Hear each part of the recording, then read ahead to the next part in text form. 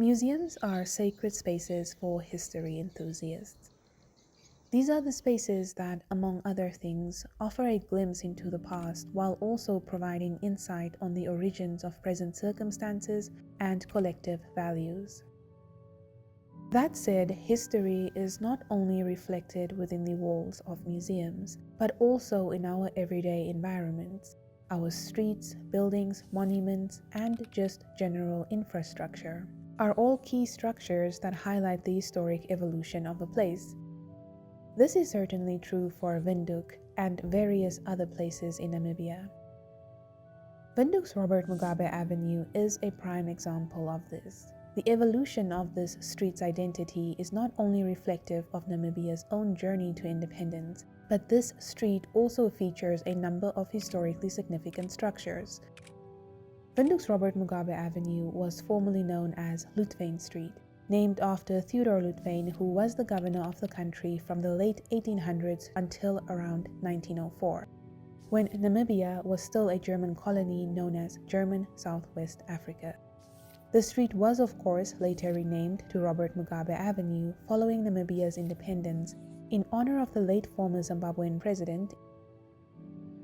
But beyond this street's own identity evolution, it also features a number of key structures that reflects Windhoek's transition from one historic identity to another. Some of these structures reflects Windhoek's past as the capital of German Southwest Africa, an identity that the city held from the late 1800s until 1915. Others mark Windhoek's former status as the capital of Southwest Africa under the jurisdiction of South Africa, an identity that the city officially assumed in 1920, following Germany's loss of the former colony. And there are, of course, also structures that reflect Windhoek's present identity as the capital city of independent Namibia. Markers of these different identities, past and present, are scattered throughout Robert Mugabe Avenue, including at the point where this street meets Fidel Castro Street, another street that was named after a president, in this case the former Cuban president, to honor Cuba's efforts in Namibia's liberation struggle. These two streets are connected via a traffic circle, which is marked by the well-known German Christchurch. This church was designed by Gottlieb Redeker and was constructed between 1907 and 1910 when the country was still a German colony. However, it managed to maintain its relevance even after German control ended in the country. As a matter of fact, it was declared a national monument in 1974 when the country had already been under the jurisdiction of South Africa for more than 50 years. This church is still closely linked to Windhoek's identity today, serving as a popular attraction in independent Namibia. However, this building is still a product of its time, and it was clearly heavily influenced by the circumstances that defined the era in which it was constructed. For instance, the impact of that time period is reflected inside the church, where a bronze plaque bearing the names of German soldiers, Marines, and civilians who died during the Nama-Herero uprising, which preceded the Nama-Herero Genocide, is displayed. The German Christchurch is not the only building that has witnessed Windhoek's evolution over the years. It is surrounded by various other historically significant structures. The Parliament building, also known as the Tintenpalast, is one such building. The German Christchurch and the Parliament building have a number of commonalities. Both buildings were designed by Gottlieb Redeker. Both buildings were constructed when the country was still a German colony, and both buildings have maintained relevance in Windhoek for more than a century as the city evolved to its current post-colonial form. The Parliament building opened its doors in November 1913. It served as the main offices of the German administration. This building then later served as the offices for the South African officials when the country was still under South African jurisdiction. Today, this building still serves an important role in the national decision-making process, as it houses the National Assembly, which holds the country's legislative power. Nonetheless, the Parliament building is also not detached from the historical context of its origins. In fact, the very foundation of this building is rooted in the tragedies Namibians endured under German control. While the Sander and Koch Company is cited as having been responsible for the construction of the Parliament building, the building's construction began with the forced labor of enslaved Nama-Herero people who, having survived the genocide, were placed in prisoner of war camps at the time.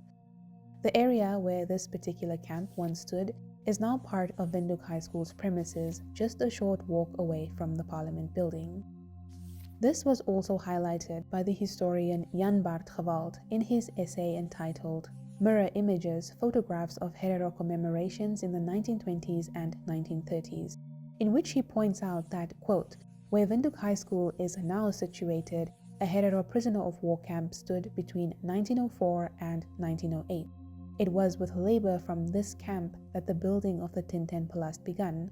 Few tourists know that immediately behind the Alte Feste, where the sports field of Windhoek High School are now located, the German military had established a separate camp in which Herero women were kept for the sexual gratification of German troops. Windhoek High School was founded in 1917, but the school only moved to its current location in 1923, that is about 15 years after the prisoner of war camps were disbanded. The school's establishment and subsequent relocation took place as South African rule, with its own shadows of racial discrimination, became more firmly entrenched in the country. So, unsurprisingly, the school was originally intended for the education of white learners only, in line with the apartheid policies that characterized South African rule at the time.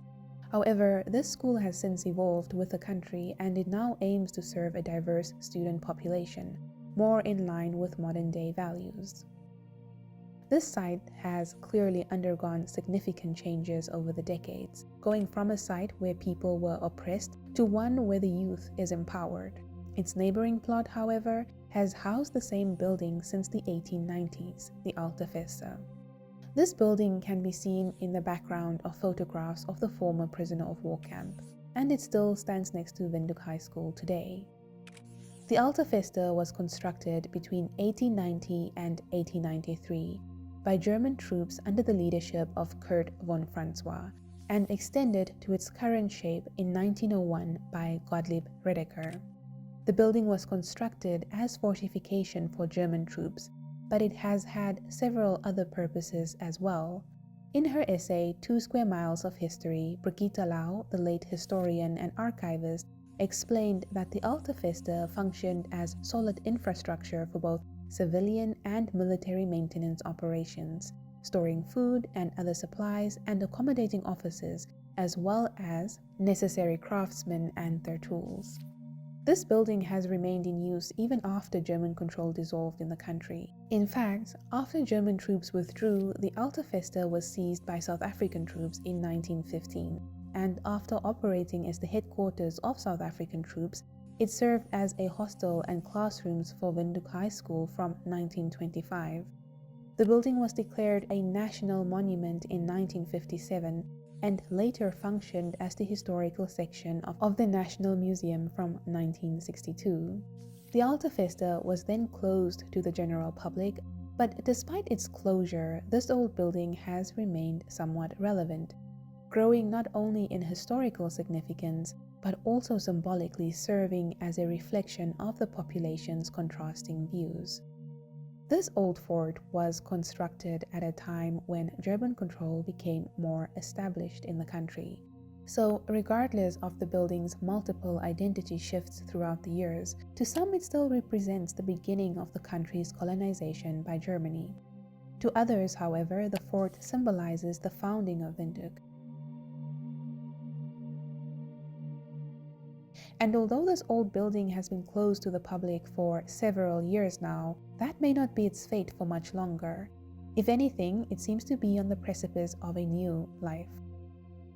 The Ministry of Education, in collaboration with the Namibia Craft Center, have shared plans to renovate the Alte Feste, turning it into a complex with a craft market, art gallery, studios, a restaurant, training workshops, a courtyard for events, and offices. Efforts to turn these plans into a reality have received financial support from a number of institutions, including the United States and German embassies in Windhoek. The Alte Feste is sandwiched between Windhoek High School and the Independence Memorial Museum. The Independence Memorial Museum was inaugurated on the 20th of March 2014, that is, on the eve of Namibia's 24th independence anniversary, by former President Hifikepunye Pohamba. Speaking at the building's inauguration, the former president underscored the museum's significance by linking it to the country's journey to independence, emphasizing that, quote, "On the 21st of March 1990, we became masters of our own destiny. We assumed the duty of determining our own course of development and building a society where all people can achieve their full potential. Similarly, we assumed the duty of recording and preserving our nation's history. The construction of this Independence Memorial Museum is part of the fulfillment of that sacred task to tell, record, and preserve our own history as we perceive it." The museum sheds light on Namibia's German colonial period, highlighting, among other events, the impact of the Nama-Herero Genocide of 1904 to 1908, with photographs of the victims who were chained, hanged, or decapitated. It also highlights the country's liberation struggle against South African rule, addressing the impact of the apartheid system and other events such as the Kasinga massacre. It also explores Namibia's path to independence, including youth resistance, the petition to the United Nations, the role the international community played, and the intensification of the armed struggle. The quality of the museum's storytelling has, however, faced some criticism. This criticism includes a failure to provide sufficient context for images and objects beyond the basic overhead labels or brief captions, which can present challenges for visitors with limited knowledge of the country's history. Other criticism include a lack of female representation throughout the museum and inadequate coverage of the role of von Trotta, who issued the order that triggered the genocide. Then there's the matter of the museum's construction, which some feel did not promote Namibian empowerment. This stemmed from the fact that the museum is one of the many structures that were designed and built by the North Korean architecture firm known as Mansudae Overseas Projects. This was best explained by the researchers Stephanie Rowland, Quentin Stevens, and Katrina Simon in their paper entitled "The Uncanny Capital: Mapping the Historic Spatial Evolution of Windhoek," in which they argued that by choosing the North Korean firm for the construction of the Independence Memorial Museum, the Namibian government denied its citizens an opportunity to produce cultural value and markers of a democratic independent society. But despite the museum's shortcomings and questionable construction history, it still makes a statement as a structure that aims to honor Namibian independence. This statement is not only made within the museum's walls, but it is also evident when looking at it from the outside, assessing how it relates to its surrounding environment. The Independence Memorial Museum is surrounded by several buildings that predate Namibia's independence: the Alte Feste, Parliament, and German Christchurch. This building's location thus disrupts the colonial architectural style that dominates in this part of Windhoek, offering a bold and intriguing contrast that, whether intentional or not, seems to symbolize the transition from colonial rule to independence.